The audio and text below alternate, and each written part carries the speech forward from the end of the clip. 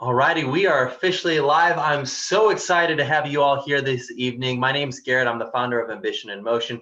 We have Lauren Schieffer here this evening. We're going to be talking about handling conflict in the workplace and really how to make sure that you are making the most out of your coworkers, out of your working situation, and how you can ultimately put yourself in the best position to succeed when you are faced with a difficult time. So, Lauren, thank you so much for joining me. I love it.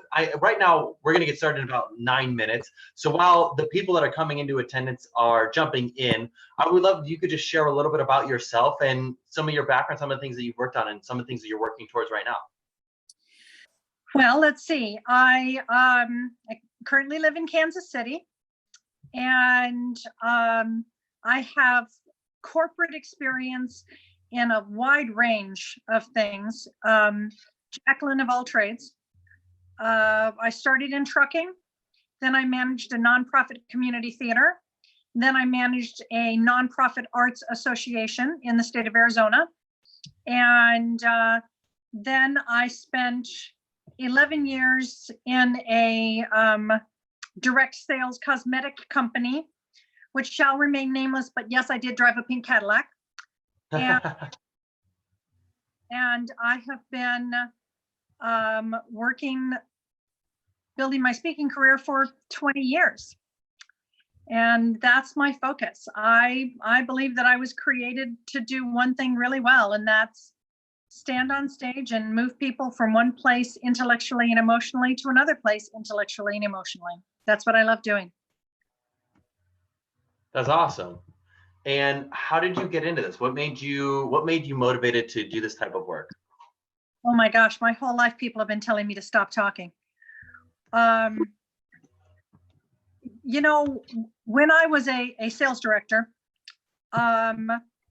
I realized that what I really loved about being a sales director was the speaking and the training and the motivating people to be all that they could be.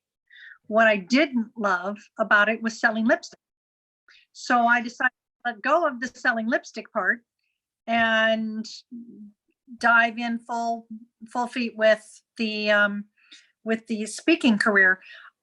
That's really kind of how that transition happened. I wasn't fully happy with the sales position, but I was fully happy with the teaching, training, motivating, and inspiring people. Yeah, I mean, that makes a lot of sense. So it sounds like you are more, it wasn't necessarily that you didn't like sales. Maybe it was more or less you didn't like what you were selling, and you thought that the empowerment of motivating people and impacting people was something that you were more keen on pursuing. Absolutely. And the part of it was the concept that one product is the only product, and that's the product that everybody has to use. And, you know, there are a lot of really good products out there, and I just got really tired of trying to convince people that ours was the only product. It was a really good product. Don't misunderstand me. I still use it. It's the only thing that touches my face, but it's not the only product out there. And that became a bit of a drain.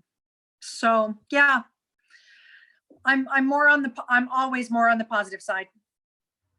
Yeah, that makes a lot of sense. So I would love to know, I guess, just from a brief perspective, when did you feel like you had your what was your very first success story when it came to speaking and motivating people? Like, what was that? I mean, it's very clear when you're in sales, the very first moment when you feel that like glory, I guess, is when you make that sale. But when it comes to speaking, was there ever a person or a story or an event that happened that you're like, wow, this is why I do what I do? Oh gosh, remembering the first one is difficult. But certainly there was a situation where I got an email from a participant that had been in one of my sessions that communicated to me about a conflict that she was having in the workplace. And she said, I thought to myself, what would Lauren do? And that's what I did. And it all worked out. So thank you for what I learned from you. That's when you sit back and you go, okay, I am making a difference. It does make a difference. there have been many of those, but the first time that that happened, that was huge. That's awesome. I can relate. I definitely can say that when we work with young professionals, young people, and their mentors, their interaction with their mentors, or they're learning from guest speakers like yourself, and they say to me like, "Man, Garrett, this changed my life," or "This helped me overcome this huge hurdle that I had in my life." I mean, it is such a meaningful feeling. It is such a rewarding feeling. So I completely relate. I completely agree. I asked that, was kind of a softball question, if I'm being honest. It's just it's that moment when someone says, "Wow, you this program or this thing that you, somehow, some way, something you helped facilitated changed my life," is an unreal feeling. And yeah, I think that's one of the most positive parts I get, most beneficial things I get from speaking and working with other people is, yeah, that feeling of like giving them the confidence to know to take action and things that they feel like they need to do. I think the other big, oh yeah, go ahead, jump in. Sorry, just to throw something on the other side of that, I don't believe that I change people's lives. I believe that people change their own lives. I've had people come up to me after a keynote, and there were, I don't know, a couple of thousand people in the arena, and they'll say, "I heard you speak 2 years ago and it changed my life." And I will say to them, "No, I didn't change your life. You changed your life." Because all I can do is give them ideas for how they can change their behavior or how they can look at something with a different perspective. But if I find that if I get tied up in I am changing lives, it's just too heady an ego trip. I can give them the tools that they can change their own lives. Yeah, so right, so true. I mean, ultimately, you only are the one that takes the action for yourself, and I think that's a really great perspective and a really great point. So yeah, I completely agree. That makes a lot of sense. Um, I think what I love on top of that, especially with speaking, is the stories that I hear. Hearing back from them. I feel like when I don't know, like when I open up to somebody, and I've shared with all the people that are here watching that are participating in Ambition and Motion, my background of being a drug dealer who got caught, was expelled from school, fell flat on my face, 5 felony distribution charges. I mean, I just really had no idea what I was doing with my life. And when I share that story, it's awesome when you can hear back from other people that are like, "Wow, like that makes me feel comfortable to share it," because I felt like I made a huge mistake that would totally keep me down. But by seeing and hearing your story, that makes me feel confident, like I can do something, and now I'm going to go out and make it happen. Yes, I agree. So yeah, that's really cool. So Lauren, tonight we're going to be talking about conflict management. By the way, anybody who's watching right now, we're going to get started in 1 minute. But we're going to be talking about conflict management this evening. And so by conflict management, we're going to be talking about when you're in the workplace itself and you're dealing with potentially a difficult circumstance, how can you go about making the most out of that situation? So then you both feel, when you feel better inside, as well as the person you're speaking with. Lauren is an expert in that. That is Lauren's forte. So I'm really excited for you all who's watching tonight to gain Lauren's perspective, her experience, and her insight on how to handle this, so then you can handle it like a pro when you face a situation like that, if you're not already facing something like that currently. So I'm really excited to talk on this topic, because I think it is such a relevant topic when it comes to the workplace, and something that happens so frequently, but we rarely ever get into it. So let's get started. It's 8 o'clock. So everybody, thank you all for being here. This is our final workshop of the 12-week program. This workshop specifically is about how to handle conflict in the workplace. Now, I want to just set the expectation properly, because ultimately, I mean, when you came into this program, at the end of the day, we can't give you a job. We can't give you an internship. We can't tell you to change jobs. I mean, we can give you the insight and the advice and the guest speakers, but ultimately it's up to you to take action. And so this is not something that hands anything to you, but what it does do is it allows you to be in the best position to succeed. And so I really want to make sure that we covered that and just set the expectations right. I mean, ultimately, nothing is handed to you on a silver platter in this program, but this program can equip you with the mentor and the content, so then you can make the most out of your job, your career, your life, your professional circumstances, so then you are taking the best step forward in your life and your career. So far in these sets of workshops, we've covered how to transition into a management role, how to assess whether or not additional education is worth it, knowing when the right time is to switch jobs, and now we're talking about conflict in the workplace. So we've got some really awesome topics. Before we get started, I wanted to ask everybody in the audience, I want to ask you, when in a work environment, how do you want others to feel about you? I know some of the things that I talk about a lot are intentionality with your time and how you spend it, but I wanted to ask you, type in the comment section, how do you want others to feel about you? In other words, how do you want others to perceive you, and what do you want your reputation to be? Write that in the comment section. I'd love to learn, because ultimately, I don't know if we really I think we have an idea in the back of our minds of how we want others to perceive us, but we don't actually put it out there for the world to know. And I believe that by putting it out there, it allows us to internalize this and feel like, oh, geez, I got to hold up and be accountable to this person that I say that I am and that I'm going to be. And so I think for you all, I'd love if you could put it out there in the comment section. How do you want others to feel about you in the workplace? Post it in the comment section. So one thing we talk about in every workshop, and we've talked about it in every workshop so far, but I'm going to repeat it again because it is so important. That is the 3 keys to being successful in this program. And this is, by the way, with your mentor, in a networking opportunity, in your career, in anything. These are the 3 things that I found to be the keys to being successful in anything, but especially for this mentorship program, this is huge. That is your strategy, your story, and your state. So I said that in reverse order of importance. Your state is crucial. Your state is your physical body. How are you physically? Are you coming in sad, mad, dejected, angry, greedy, jealous, tired, hungover, stressed out? Are you coming in a state not conducive for giving off good energy, good vibes? Because ultimately we read body language. Body language is very evident. If you've met anybody who you've ever felt like, man, that person was creepy or that person's weird, 99% of the time, it's because they've got bad body language. If you are in a bad state, you are giving off bad body language. Now, fortunately, your emotions can drive your emotions. When you get up, when you move around, you can put yourself into a state that makes you feel better, because when you're moving yourself around, you're getting blood to flow through your brain, you're releasing endorphins, and you're getting yourself into a positive state. So I think we should do that right now. If you could, I would like you to stand up, and for the next 30 seconds, I want you to shake it out. I want you to shimmy. I want you to move your legs. I want you to move your torso. I want you to scream at the top of your lungs. On the count of 3, just scream. 1, 2, 3. Yeah! Just let it loose. Let it out. Let it go. Get that blood pumping, because I know that when your blood is pumping, when you're moving blood to your brain, you are getting yourself into a state conducive for receiving and retaining information. We've got an amazing speaker for you this evening. We've got amazing content for you this evening. And if you've been sitting sedentary all day at an office, at a desk, in front of a computer all day, you are not in a state conducive for being successful. So I want you to be successful. I want you to retain this information. I don't want this to be like, oh man, that was really cool, but I don't remember any of it. I want you to apply it in your life. And the best way to do that is to get yourself into a state ready for learning.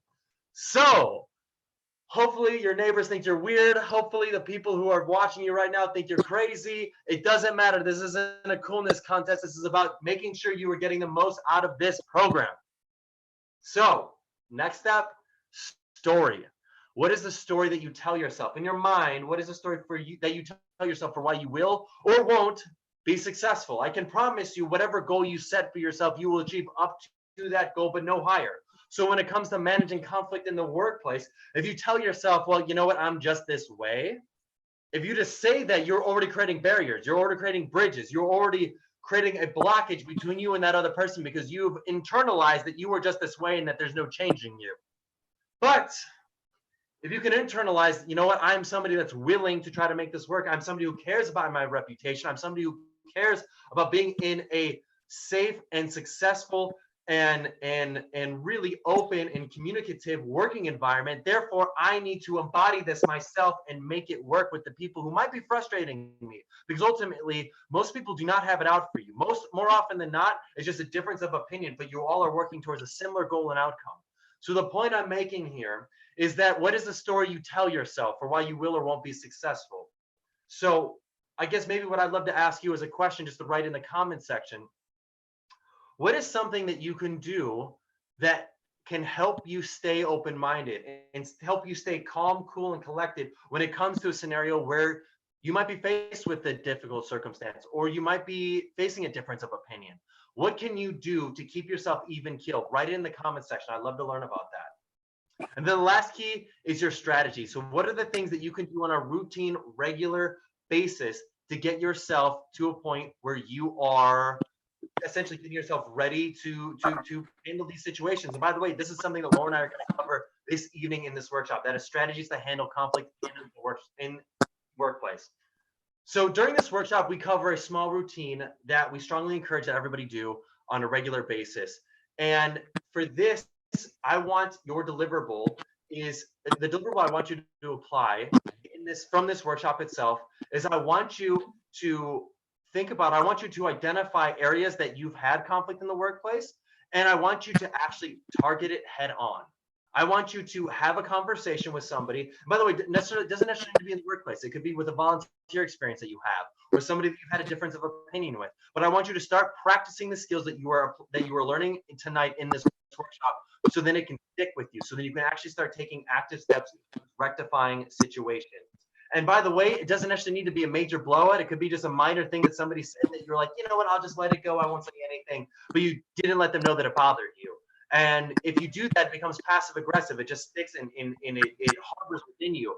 This is an opportunity that you can communicate this in a safe and a nonviolent manner. And we are going to talk about how you can go about making the most out of the situation while getting what is on your chest off your chest.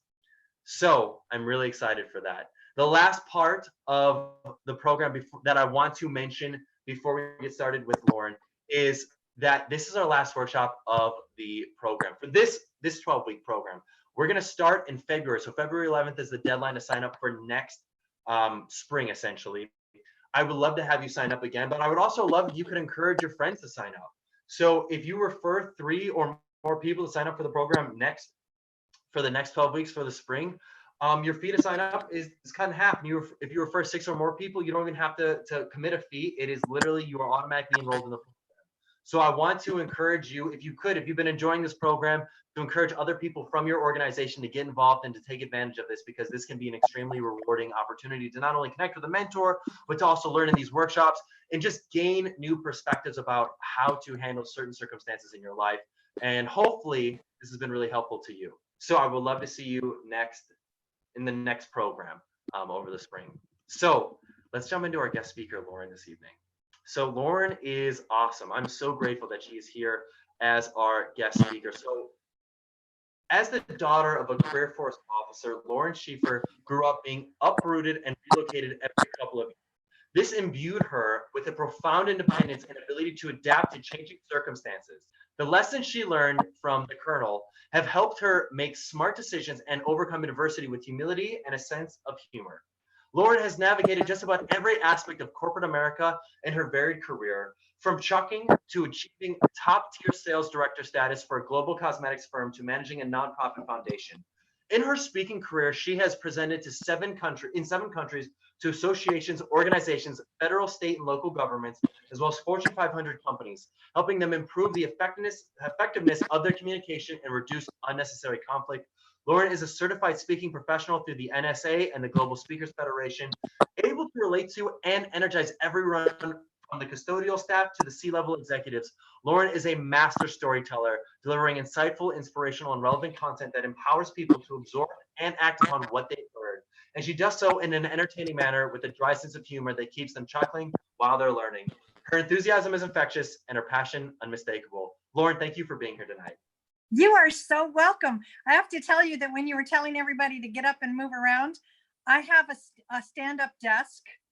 Yeah. One that can stand. So I stood myself up so that I could get the energy. I love that. That's amazing. That is awesome. That is so much. That's so cool. I'm glad that you were doing that, and that's amazing. So Lauren, if you could, I know I just gave a little bit of a background on you, but if you could just share a little bit about your story, and I know we talked a little bit about in the first 10 minutes, but not everybody was in the segment. Could you share with us your story of how you got to where you're at today and some of the things that you're working on? Yes. So I came out of university and started just a job to pay the bills, and it was in trucking. And I stayed in trucking for 10 years. And then I transitioned into managing a community theater. Then I managed a nonprofit arts association. And then I quit my corporate career because my children were born and I needed something to do while I was staying at home. So I started a home business with a direct sales cosmetic company and built that to top tier director status, driving free. And I woke up one morning and I realized that what I loved about that was inspiring and motivating people. What I didn't love about that was selling lipstick. So I let go of the sales part. I let go of my unit and began my speaking career. And that was coming on 20 years ago. So I've spoken in 7 countries and every state in the union. And, you know, I just keep chugging along, helping people change their lives. That's amazing. So let's talk about conflict management for a second. Did you or have you ever struggled with communicating about conflict? I love that you could share a story about a time that maybe you struggled with communicating with somebody, what you did wrong, and then what you learned that made it right. Of course, yes, absolutely. Everyone does. The thing that made me chuckle about that is I speak on this and I teach this for a living. And still, sometimes I struggle. There are people that I come home and I storm around the house and I say, okay, Lauren, what would you tell your clients to do? What would you tell your participants to do? What would you do differently? And if I could lay some foundational concepts first that I think are really, really important. Do we have time that I can do that? Please. Okay. First and foremost, we have to understand what our goal in managing conflict is. Our goal is first and foremost to allow all people to feel safe and treated with respect in our presence. And by safe, I mean physically safe, intellectually safe, and emotionally safe. Because if they don't feel one of those 3 things, they're not going to be open at all to resolving the conflict. If you don't feel physically safe, you're not going to be open to resolving conflict. If you don't feel emotionally safe or intellectually safe, you're going to be closed down. So safe and treated with respect in our presence while we stand our own ground and we get our message across. So it's a 3-tiered goal. All people feel safe and treated with respect in our presence while we stand our own ground and we get our message across. That's our objective. Second foundation is that it's what I call our 2 pillars of serenity and success. The left pillar is your own self-esteem, a core knowledge that you have value because you exist. And that value is not affected by anything external to you. So there's nothing that this other person can say about you, say to you, that affects your value as a human being. And the second pillar is a daily choice to treat all people with respect, whether or not you like what they think, say, or do. Now, that doesn't mean I have to respect them. You know, the Colonel always said to me, you don't have to respect everyone, Lauren Ann. You have no right to disrespect anyone, Lauren Ann. So it's the difference between treating someone with respect. I don't have to respect them. I do have to treat them with respect. So if we start with that foundation laid. Oh, and one other thing. In every situation, we want to address a behavior without attacking a person. So on those moments when I come home and I'm storming around the house and I'm like, this person is just crazy, I have to step back and ask myself, what is the behavior that I find difficult to handle? Not the person, the behavior. And if I can address a behavior without attacking a person, then I'm well on the way to myself feeling better about it and potentially resolving the conflict. Yeah, that makes so much sense. I feel like so often we feel like people are sabotaging us. Like people have it out for us. Like they are truly against us, and more often than not, they don't. They've done things in a way that we don't appreciate and don't like.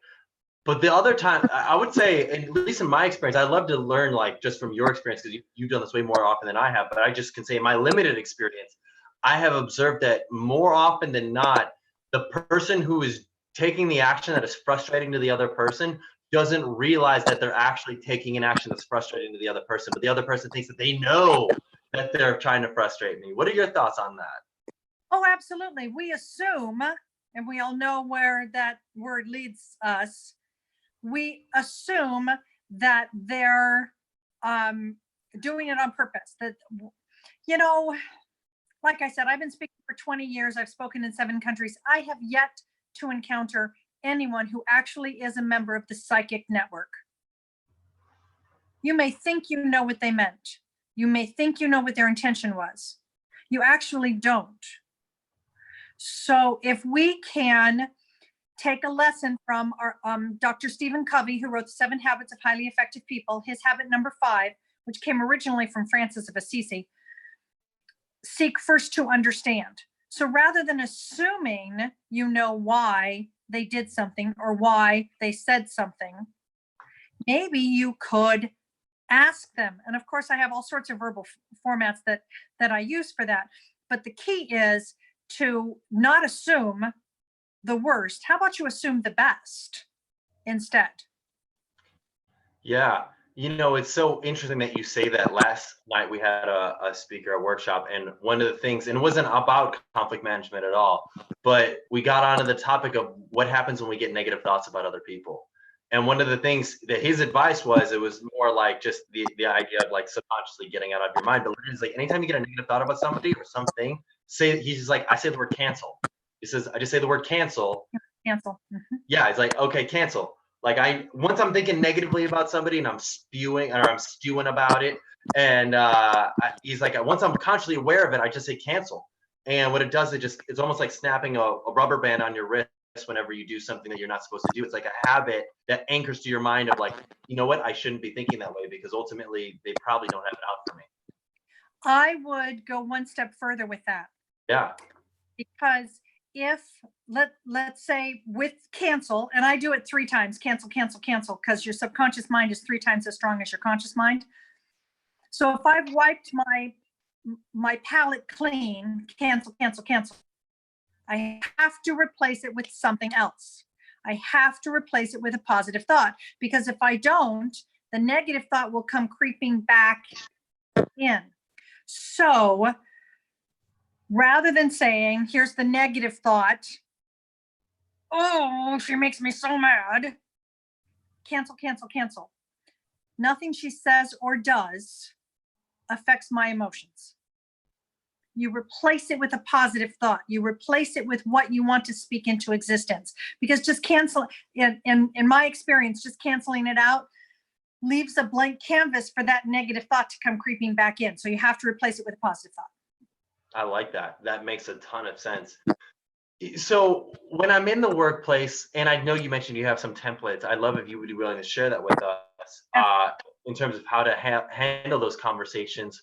I mean, I think in our minds, from you and I talking from a higher up level, we are not on the ground floor with the people watching us right now. And they're like, but you don't, they might think to it themselves, like, but you don't understand, this is what's actually going on. How often do you get the, but you don't understand? But you don't get it. Yeah, tell me, how often do you get that, and how often do you actually get it? All the time. And I have to say that most of the time, I will put it back in someone's lap when they will come up and they'll tell me all of the reasons why what I've recommended for them will not work in their situation. I give them the opportunity to put 1 or 2 of them into practice and then reach back out to me to prove me wrong.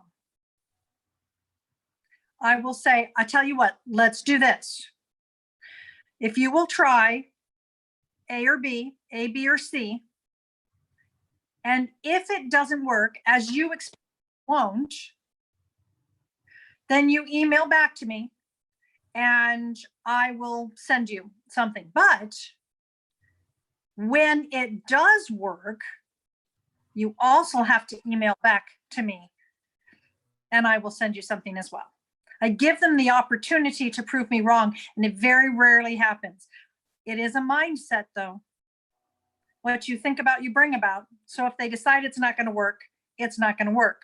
It's the difference between balcony people and basement people. Yeah, explain.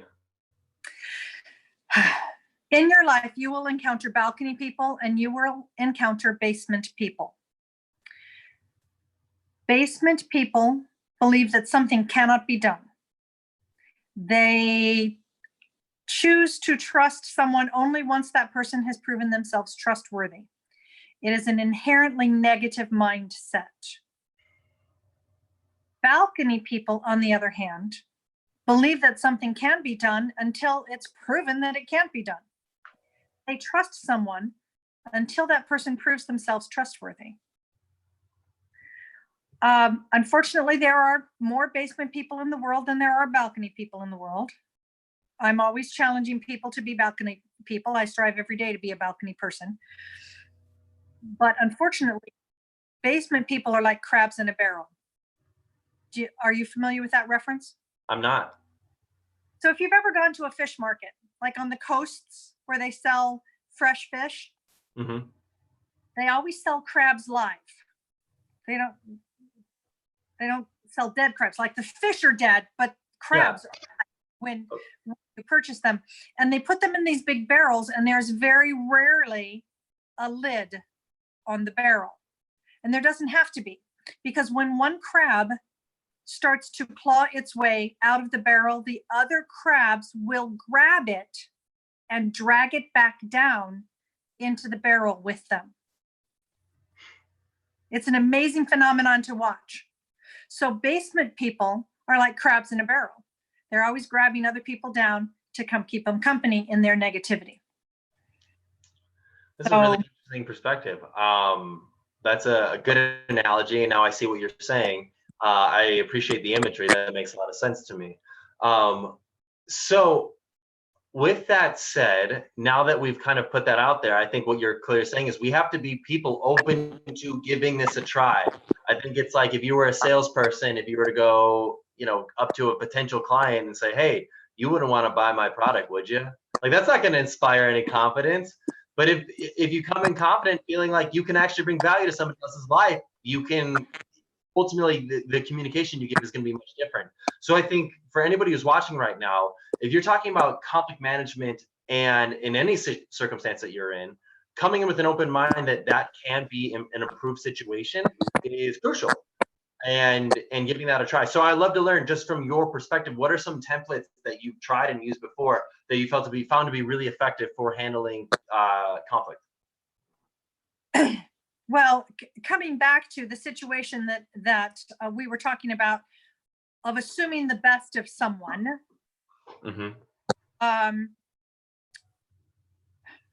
I will often say, I believe you didn't mean it this way. May I share with you how that came across to me?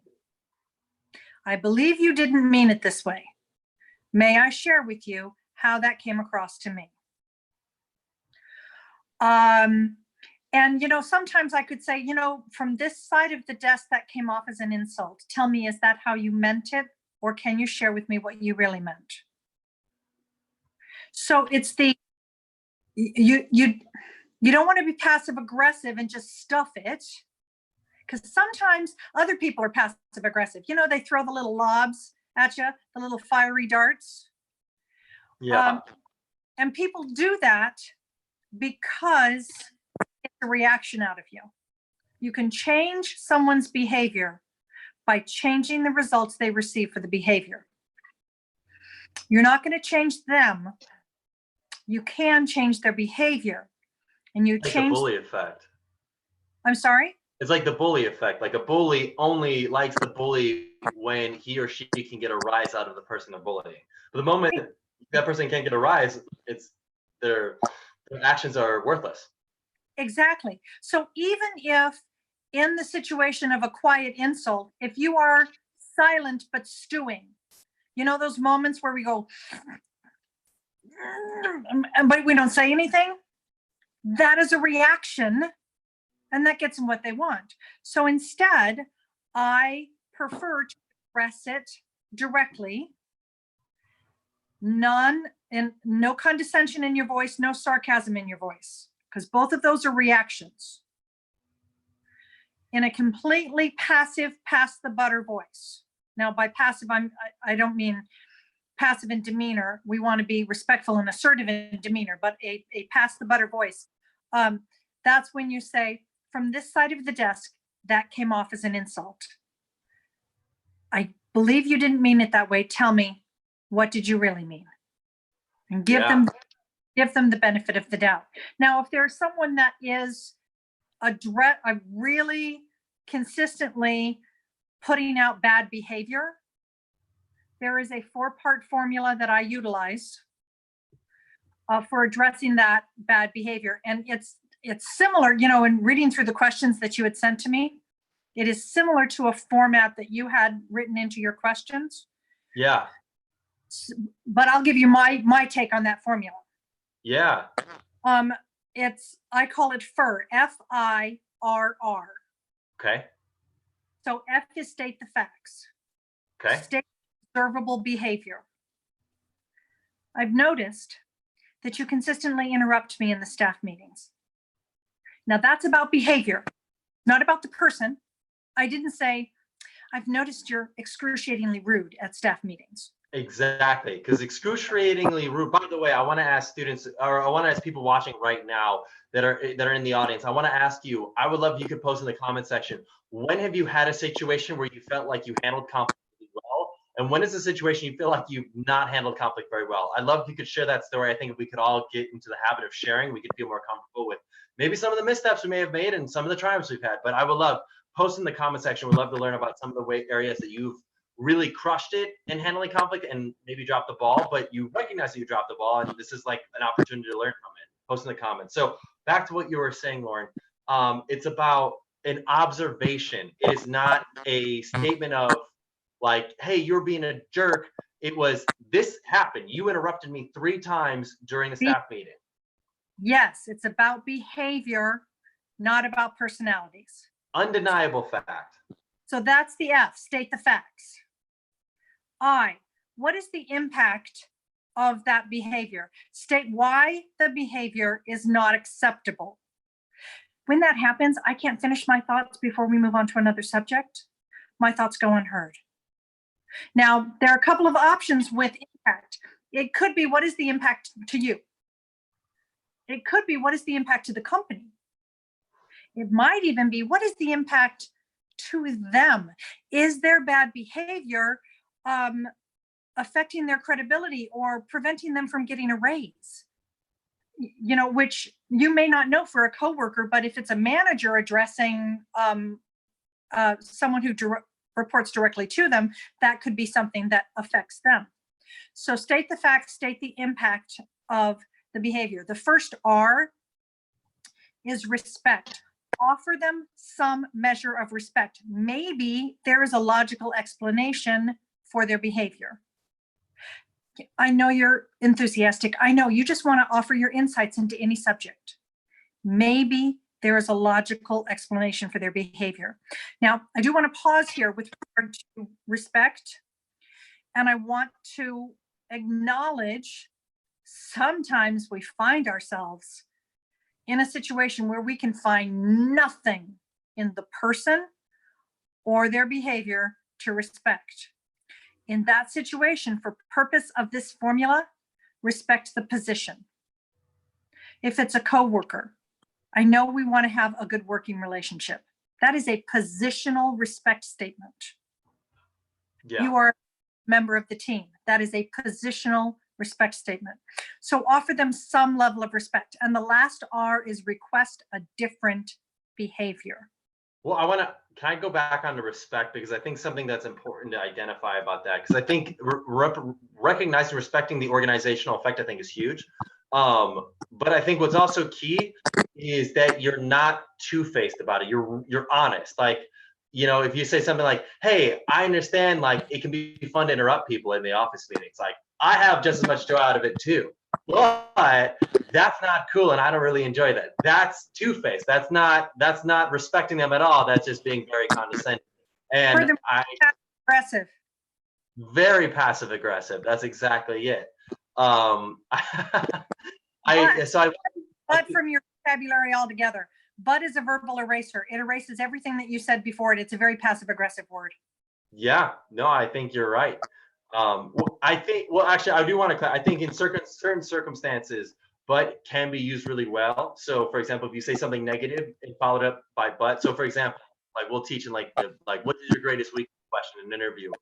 I'll typically start with the biggest weakness of, hey, I'm someone who's inexperienced, but I'm extremely hardworking and I'm eager to learn more about this area. So I think negative followed by but, yet, or however, then followed by positive can actually be really, really effective. But I see exactly what you're saying in the sense that when you're conveying something that's positive to negative, but is always two-faced. Yeah. So coming back, just because I want to finish the thought on the 4-part, normally it takes me, I don't know, up to 3 minutes to explain, to describe fur. But when it's scripted out, it's really less than 30 seconds worth of dialogue. So the example that I gave you, I've noticed that you consistently interrupt me in the staff meetings. When that happens, I can't finish my thoughts before we move on to another subject. My thoughts are going unheard. I know you're enthusiastic. I know you just want to offer your insights into any topic. I'm asking that you allow me to finish my thoughts. Just make sure that I'm done before you start yours. That way everyone's heard equally. It's polite, it's respectful, it's not harsh. You can address any difficult behavior with that 4-part formula.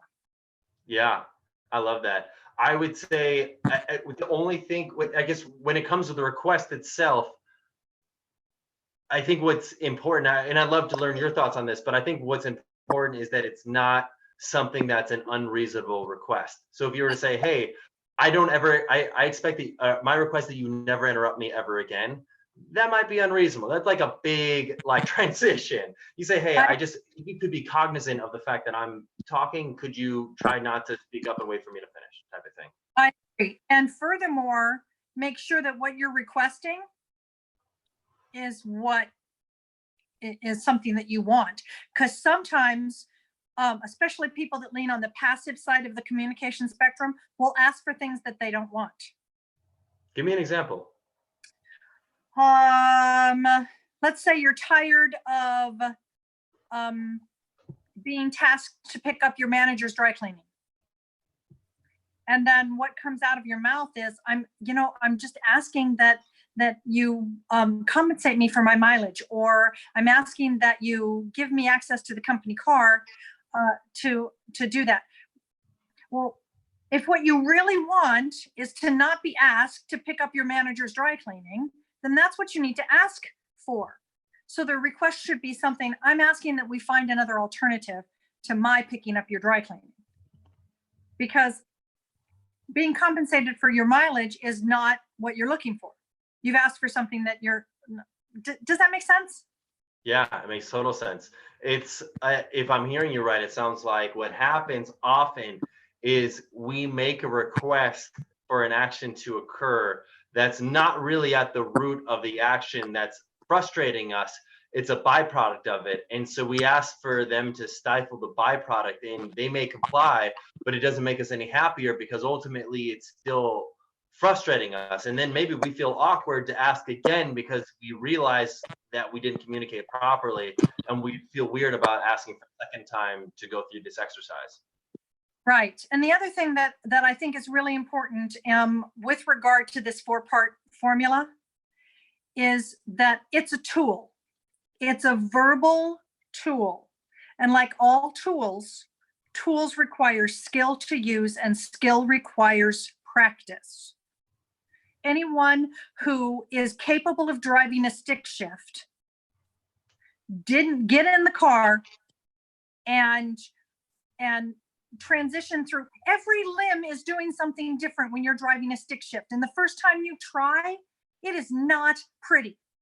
But eventually, with enough practice, it becomes muscle memory, and your body just shifts through the various gears without thinking about it. So any verbal formula is going to require practice.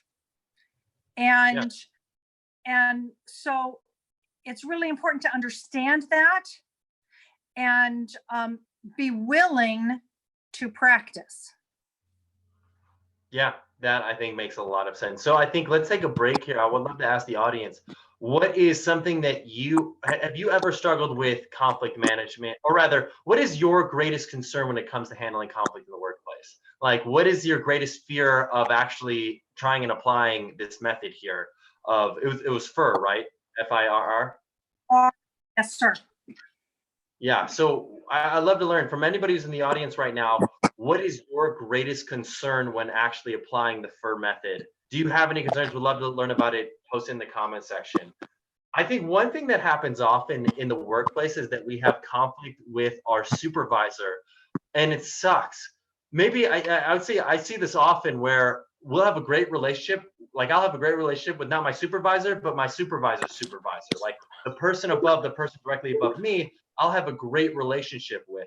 But I struggle with my supervisor. How would you handle that sort of situation? What are your suggestions for something like that? I mean, I know obviously applying FIRR is going to be the crucial component here, but is there something that you would suggest in terms of how to make the most out of that circumstances, Lauren?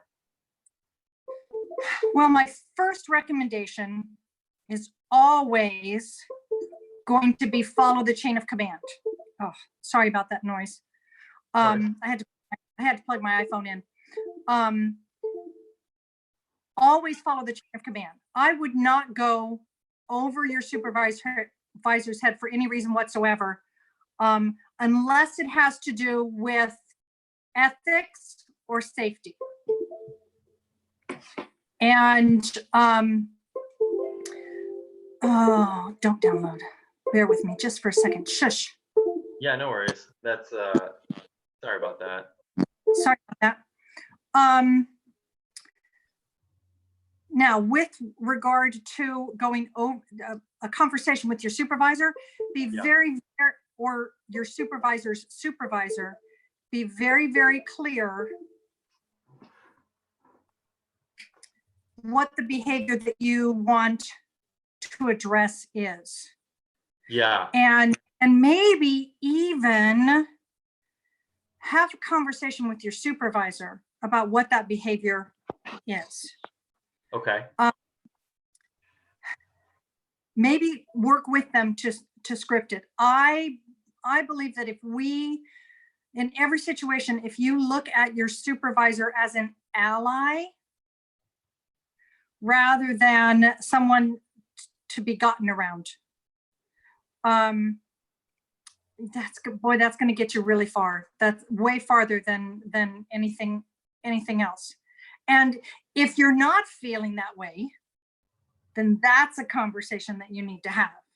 I really want us to be allies here. I really want us to be working together. I have this situation. I'd really like to work it through with you. Are you willing to help me with that, etc.? Yeah, I like that. I think that makes a lot of sense, because I think really what is on the flip side, what is I guess the risk of going above my boss's head?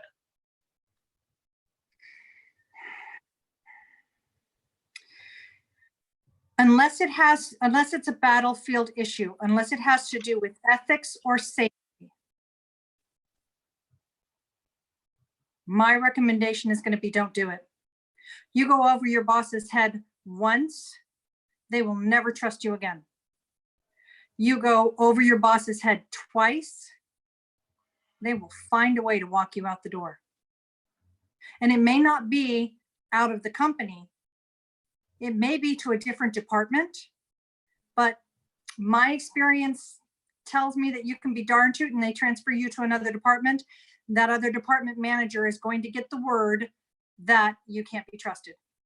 It's a really dicey thing going over a supervisor's head, going over your boss's head. I wouldn't do it unless it's a battlefield issue. Yeah, no, and I think that's really good advice.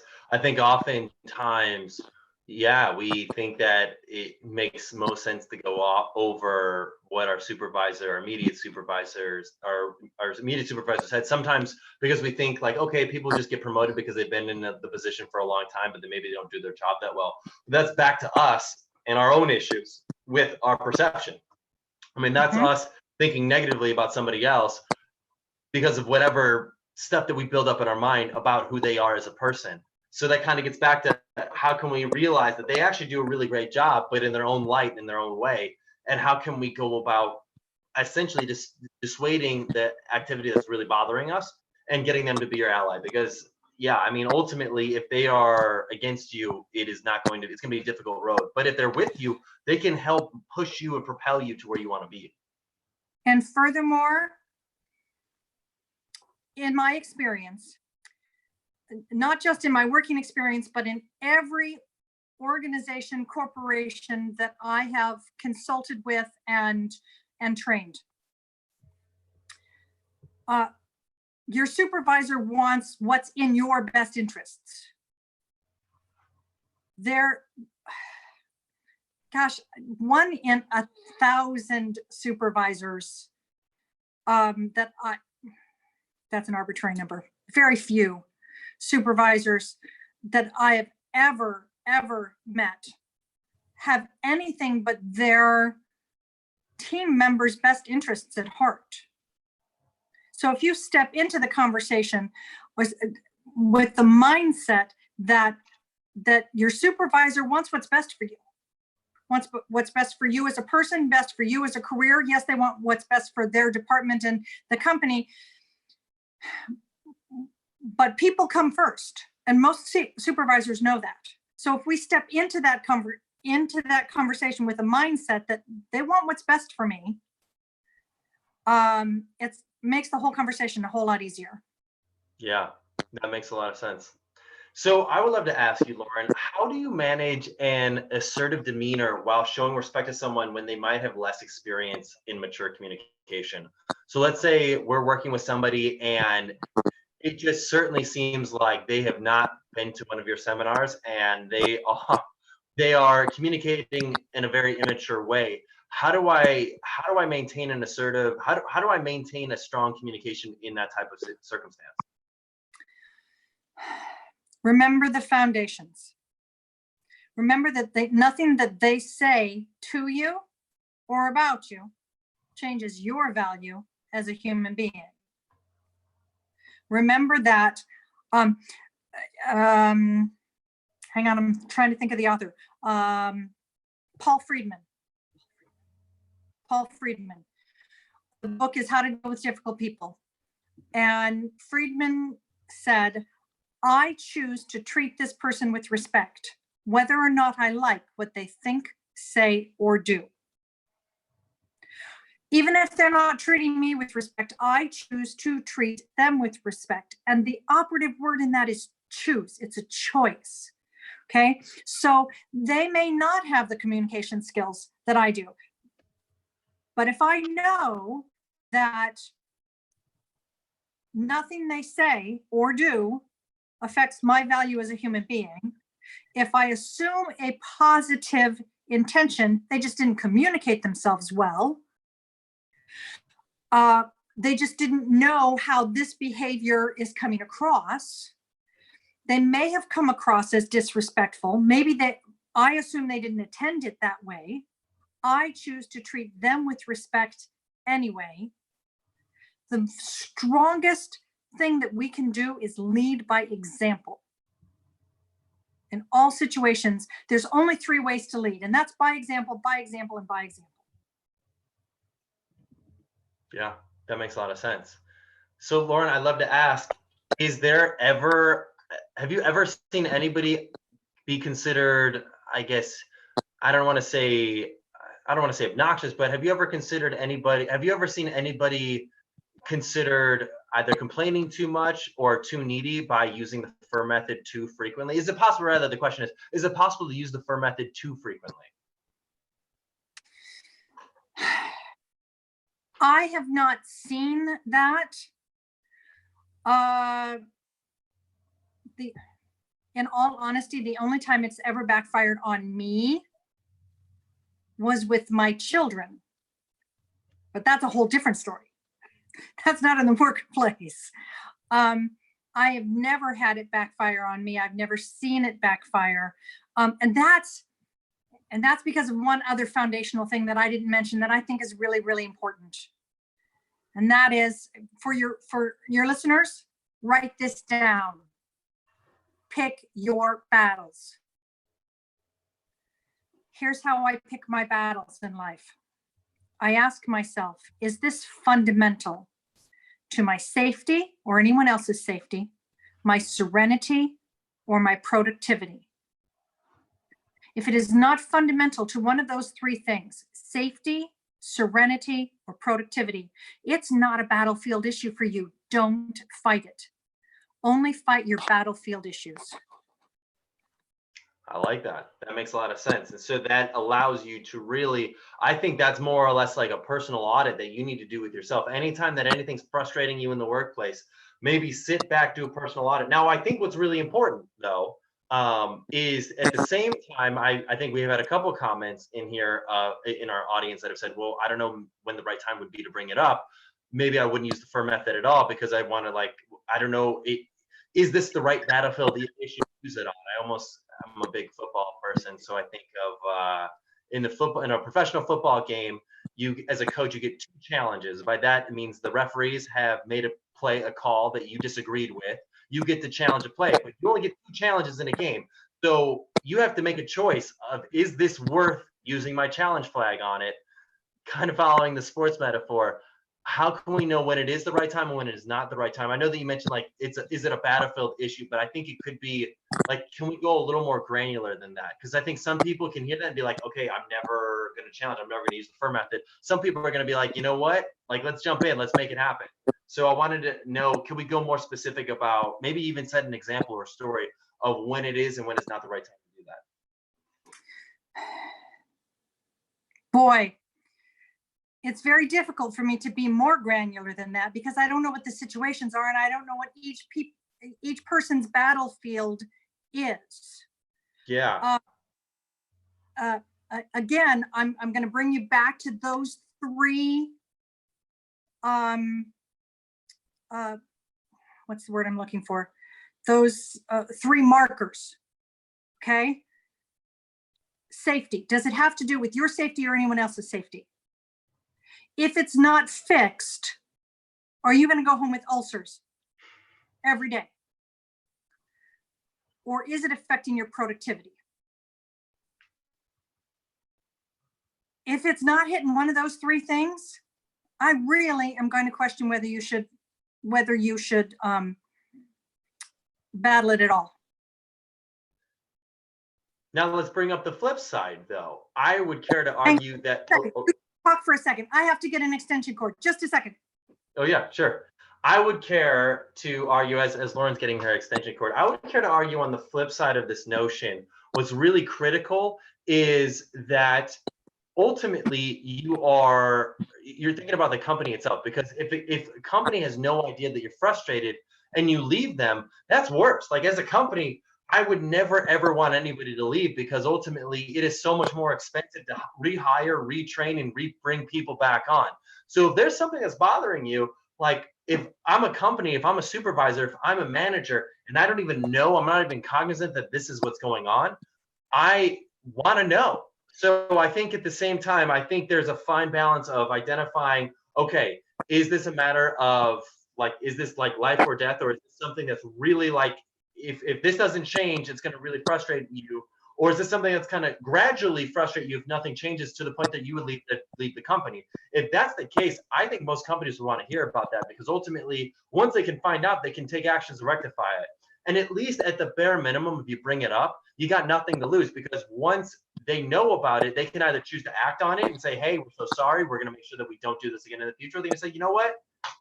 I'm sorry, but I'm going to keep doing it. And that's just how it is. And that's, maybe the time that you can start saying, okay, cool. Then I'm going to start identifying additional opportunities outside of this, because you are not clearly meeting my needs. My needs are not being met. What do you think about that, Lauren? I think it's a very fine dance. It's a very fine dance. Coming back to, okay, if you're not going to fix this, I'm going to start looking for something else, which is absolutely your right. It's possible that at that point they'll say, and best of luck with that. I'm giving you the opportunity to blossom elsewhere. It's a really, really fine dance, which is why I highly encourage in every situation to think it through. Pick your battles. Is it a battlefield issue for you? And if it's not a battlefield issue for you, just flush it and move on. Know that it doesn't affect your value as a human being, and keep treating people with respect. Ultimately, that is going to gain you credibility in the workplace rather than quicker than anything else. The ability to pick your battles. Yeah, no, that's cool. That makes a lot of sense. I feel really strongly about that. Yeah, no, that's good. I love it. I think we've covered a lot of really good content tonight. I think one of the things that we talked about was how to properly manage conflict in the workplace using the FIR method. And then we also talked about knowing when is the right time to deploy it versus when it is when it's not the right time to actually choose that battle. I would probably care to argue that most people don't deploy it enough, or that they do it in a non-professional manner. They load on people. One other really important with that is never address a situation when your emotions are heightened. When you are not in emotional control, you are ineffective. So wait until you're in emotional control before you do that. Forgot to mention that. That's a really good point. I feel like when your emotions are at its heat, that is when you probably are most susceptible to exploding on somebody, and not giving professional courtesy to the other person that you're speaking with, and only really potentially like ripping their head off or diving in and saying something that you don't actually mean. I know I personally have done that before, and I've regretted it almost immediately as I've said something. I was very emotional saying something, so I can relate. Definitely feel like I've done that before. So I think that's a really good piece of advice. So by the way, there are 7 minutes left.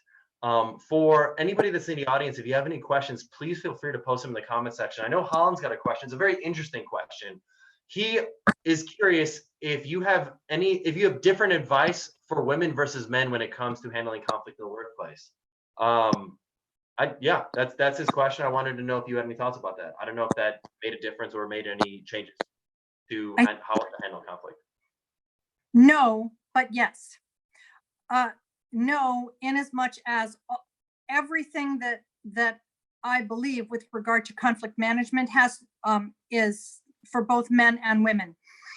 For women in the workplace, make sure you are in emotional control, because unfortunately, and as we move farther into the 21st century, it is less the case than it was in the 20th century. But definitely, if you're not in emotional control, you will be discounted because you are a woman. And pick your battles. More so for women than for men, because women are more often labeled as reactionary. So make sure you're in emotional control, and make sure it's a battlefield issue for you. Those are the two things more so for women than for men. Everything else would be the same. I think it's a really interesting perspective on that. I think that makes a lot of sense. I mean, I know that obviously being in the world that we are today, I mean, the stats are the stats. We have a very, at the moment, it's not an equal working environment. I mean, when men are being paid more than women, and that when there are different psychological and social, I guess, surveys and research is done on when someone takes a leadership role. If they're a man, they're considered a leader, but if they're a woman, they're considered bossy. These are things that exist and are unfortunate. And I think that was a really interesting and insightful point that you brought up about that, Lauren. So thank you. You're welcome. So, one question that I wanted to just touch on, especially if we're a recent graduate, we're in our job, can we give this type of feedback to our immediate supervisor? Can we manage up as well as manage? I could imagine that it's a lot easier from a supervisor to bring this to a direct report, but from a direct report to a supervisor, how do we manage to do this without stepping on landmines? Make sure you're in emotional control, pick your battles. Address a behavior rather than a person. So in that situation, it is especially important to say, I just wanted to let you know how that came across to me and verify that I know what you meant when you said that or what your intention was. That addresses a behavior, it's a query, and it opens a deeper dialogue between the new employee and the manager that perhaps needs to be managed up a little bit. All across the country, I spend a lot of time teaching baby boomers that a younger generation, late millennials and especially Gen Z, who are coming into the workforce now, are not sloppy, lazy, lousy, crazy loafers. That y'all actually do have a work ethic. It just can't be approached the way it was in the 20th century. It has to matter, and there has to be a why behind the what. So opening that deeper dialogue, this is the way it came across to me. Tell me, was that your intention? If not, can you clarify your intention for me? I think that's an important approach. I love it. Well, Lauren, this has been an amazing workshop this evening. I think we've covered a really relevant and a really important topic. And I think everybody watching has really enjoyed what you've had to say and what we've been able to cover during this workshop tonight. So I wanted to finish up with some final points. So by the way, everybody who's in attendance, thank you all for being here. I'm so grateful to have you. It has been an amazing 12 weeks of this program. I'm so happy to have been able to work with you. So grateful to have been able to work with you over this period of time. I would love to work with you for the next period, for the spring period. The sign-up deadline for that is February 11th. I would love to have you sign up again. You'll be matched with a new mentor. We'll have new and more speakers. We'll be covering more topics, and we'll be able to continually help as you pursue your path and as you continue to grow in your professional space. If you could encourage your peers that are in your organization to sign up, I would love to have them involved. Love to help connect them with mentors as well. Would love to just continue to expand and be able to influence and impact other people, because the more people that are involved in this, the better of an impact we're able to make. So I'm so grateful to have you all here. Hopefully you've had your 3 conversations, at least your 3 conversations with your mentors so far. If not, I would strongly encourage you to get on it. In early December, we're going to send a post-program assessment. We're going to make that available on your dashboard. When you log in, you'll be able to take it. That is the very end of the program. That is essentially how we know that you completed the program. And yeah, that is essentially the very end of what we are covering here. It's been amazing. It's been a pleasure to work with you all. To finish up, I wanted to ask Lauren, how can the people watching right now, how can they find you? How can they get in touch with you? How can they stay in touch with your work and your content? Well, you can always send me an email, and that is lauren@laurenschieffer.com. I bet you Garrett could put that in the chat box.